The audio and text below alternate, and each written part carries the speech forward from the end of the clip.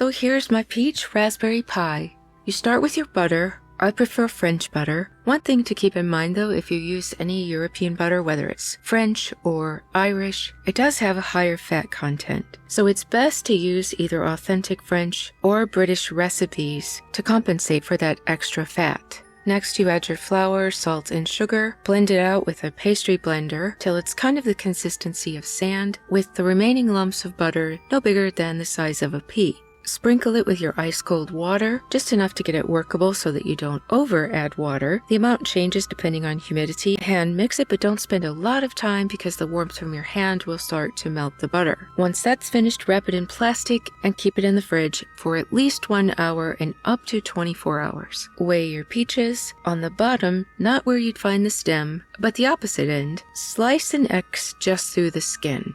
Pop it in some boiling water for just about 30 seconds or until you see that skin start to peel away. Then you know it's going to peel very easily, but you don't want it to cook. So make sure that as soon as it's ready, you put it either in ice water or under very cold water to stop the cooking process. I missed a lot of steps here because I was busy making it, but you don't have to add a lot to it. Just a pinch of salt, sugar. One of my tricks with sugar is once I scrape the inside out of a vanilla bean, I pop the husk into my sugar canister. That will give you vanilla flavored sugar, which smells and tastes incredibly good. Again, missteps because my hands were full of peach stickiness, but you toss it together with the sugar, the salt, the vanilla, and most recipes call for cornstarch, but I prefer arrowroot powder, and this is where I ran into trouble. I rolled out my dough, looked for my pie pan, couldn't find it, then I remembered I'd made a pie for someone and never got my pie pan back. This prompted a late night run to the store. The only size they had was 10. My ingredients were for a 9-inch. So instead of the overflowing crust around the edge of the pie pan, I was struggling just to get it to reach.